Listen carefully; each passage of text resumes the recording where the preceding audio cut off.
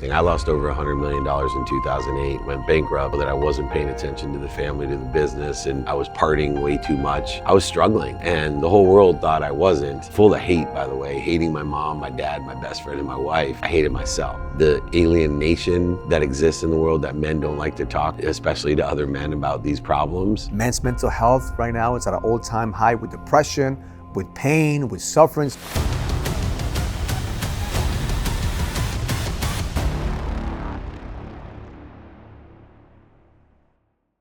Welcome to the King's Code Podcast. My name is Raul Velasquez, and I'm here, a special guest, David Meltzer. David, thank you for being in this podcast, man. Last time we met, we were at the Fanatics Fest. Fanatics Fest, yes. Yeah, and that group is a good group, but it's such a pleasure to be here and allowing me to leverage your community and platform for good, because I know you always work within the context for the sake of good, and we can do well and do good. And that's what I love about you. It's all about contribution, brother. It's all about contribution. I mean, we want to impact as many men as we can. We know that there is a crisis right now with men. Men's mental health right now is at an all-time high with depression, with pain, with suffering. So I want you to share a little bit with my community about what was the time in your life when you hit that tunnel, because you're very successful, you have multiple businesses, you've made a lot of money. Tell us about that time when you hit that wall, what we call the tunnel, where you lost your edge. Yeah, for me, it was 2 years before I lost everything. I lost over $100 million in 2008, went bankrupt. But it was in 2006 when I came home after lying to my wife that from the Grammy Awards, I was with Little John, one of our clients, and she told me not to go, that I wasn't paying attention to the family, to the business, and I was partying way too much.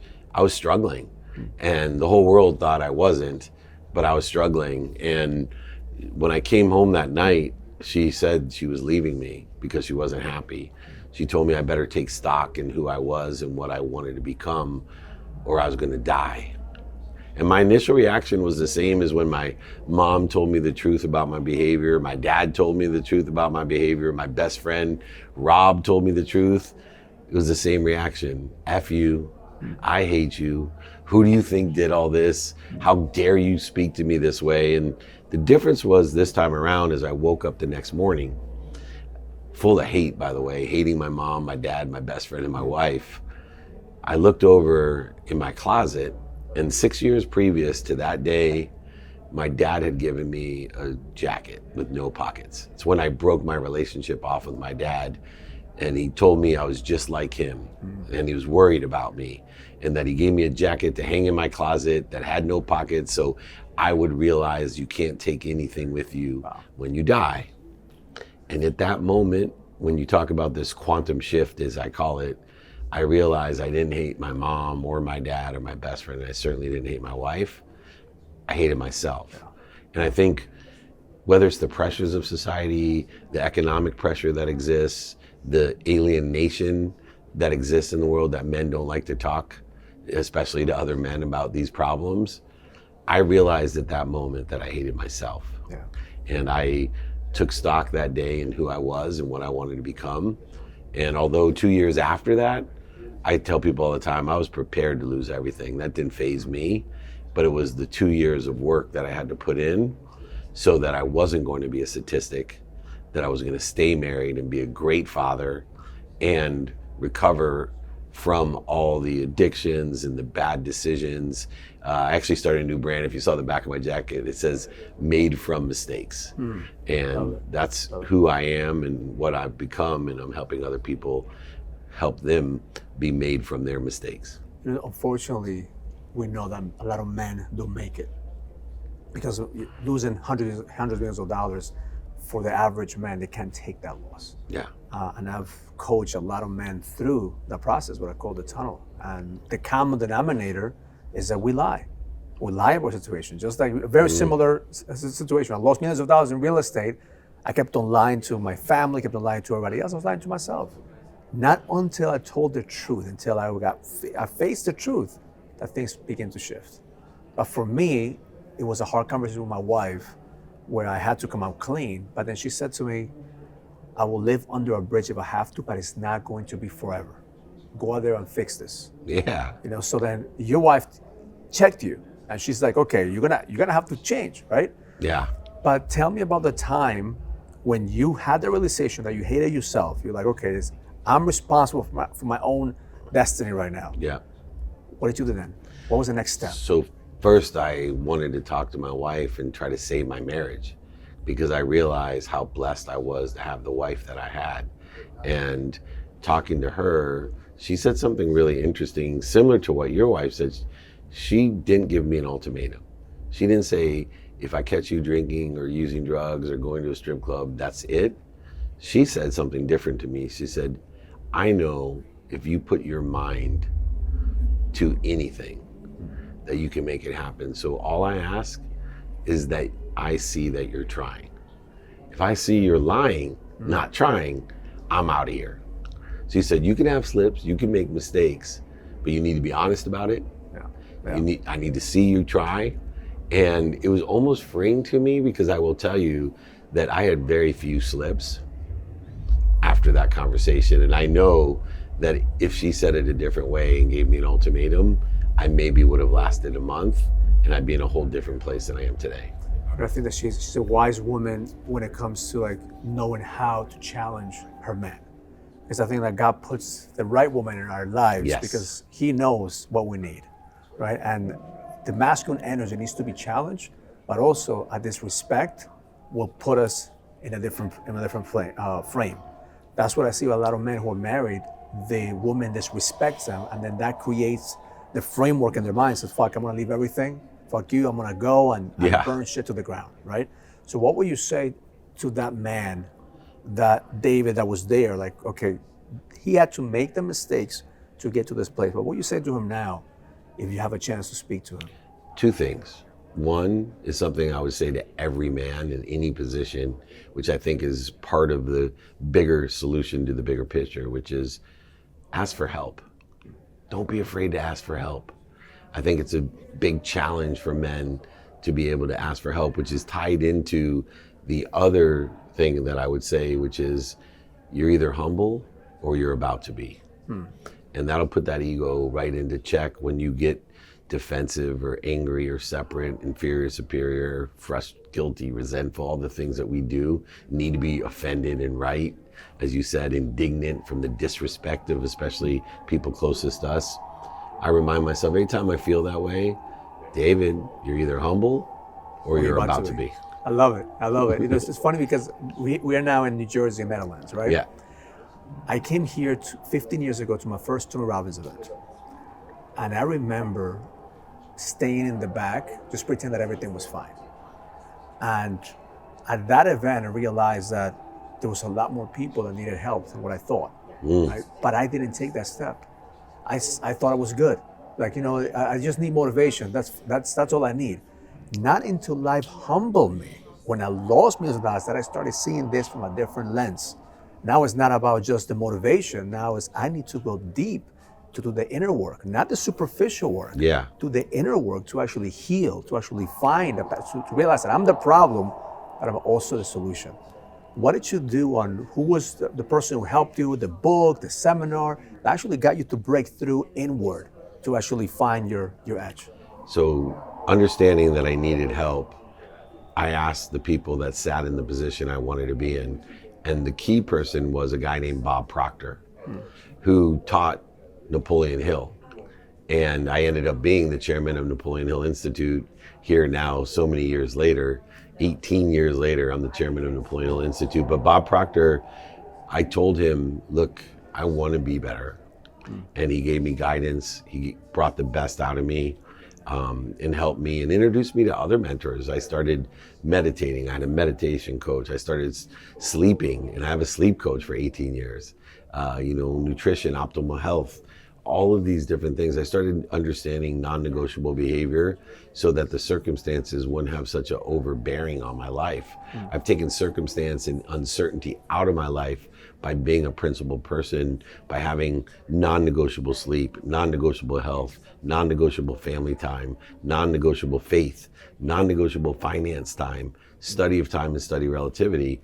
No matter what the circumstances are, every day I spend time intentionally with those things. And I credit Bob Proctor for teaching me that. And he used Think and Grow Rich, Outwitting the Devil, the Laws of Success to help facilitate or to make easy what's not so easy, which is living in integrity. I was talking to my son the other day about something that I read, that when there's pressure, you don't rise to the occasion, you fall back into your habits. So what you're talking about is habits. Like, you learn how to create those habits to get you where you are right now.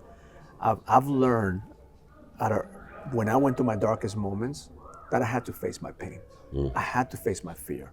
But not just one time, I had to face it every single day, because the imposter, that version of me that wants to burn shit to the ground, is constantly there. For sure. So how do you manage that little voice in your head that wants to sabotage your marriage, sabotage your business, that wants to take you back to drinking, the strip clubs, or whatever it is that you were doing before? Because it's always going to be there. That's the enemy's voice. How do you manage that? It's so interesting, because I look at things a little bit differently now as I've gone through my quantum shift, and I've processed and been a behavioralist, meaning a self-behavioralist, a metaphysical person working in the meta and the physical. And so for me, I started realizing that the devil, the demons, they're always there. Fear is always there. And the way that we're built as human beings, we instantly and obviously react to it. So I mentioned earlier some of the ways people react to fear, with anger, frustration, guilt, separation, inferiority, superiority, the need to be right, offended, worried. These are all things that are interfering with me and God. And so what I did was create a strategy, which was, I know that the demons are always there, that fear is always there.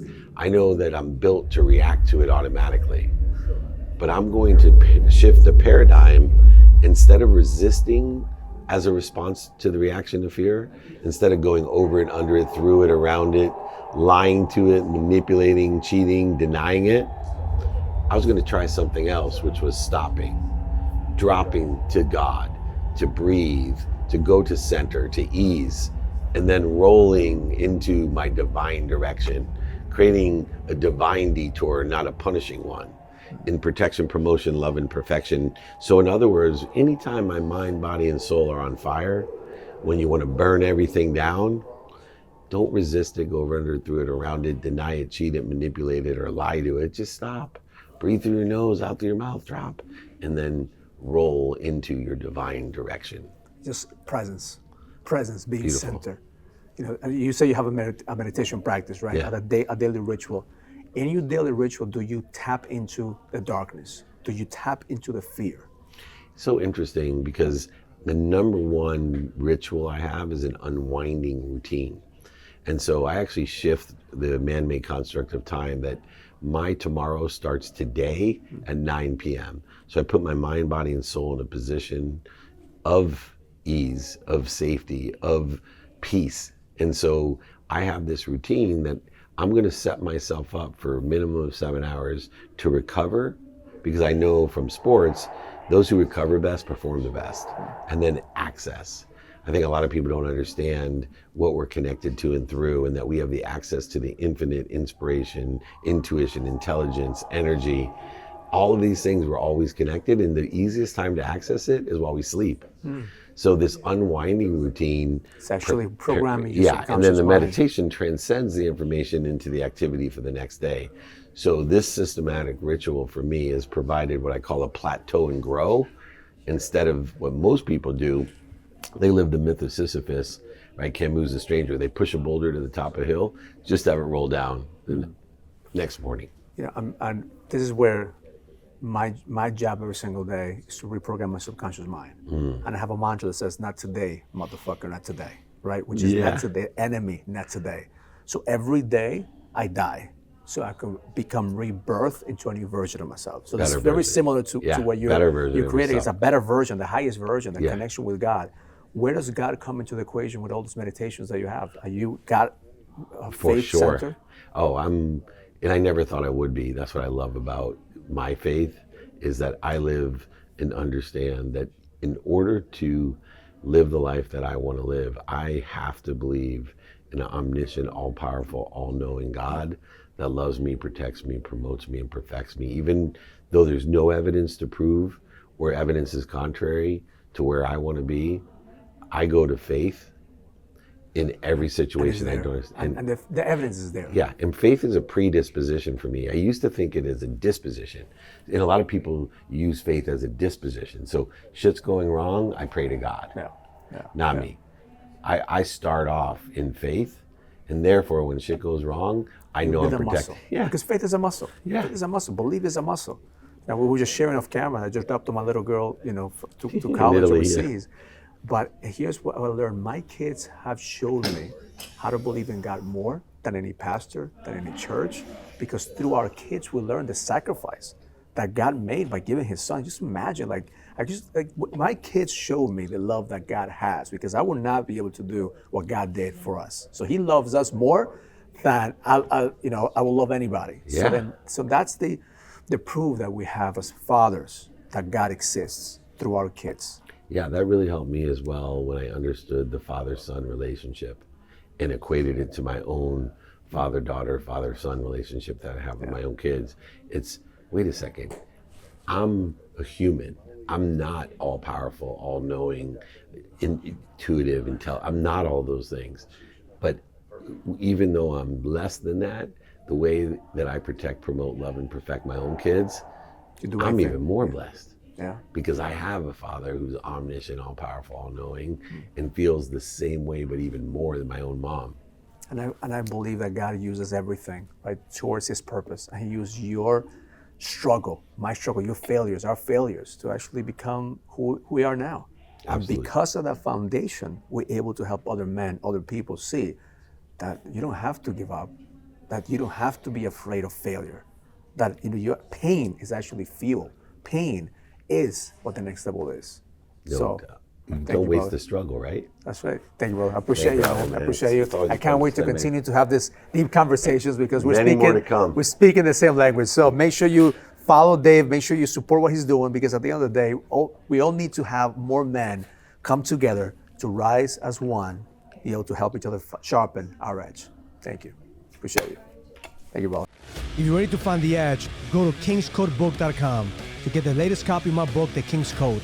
This book will help you find the clarity, the certainty, and the purpose that you need in order for you to lead with power. Go to kingscodebook.com and find your code to the edge now.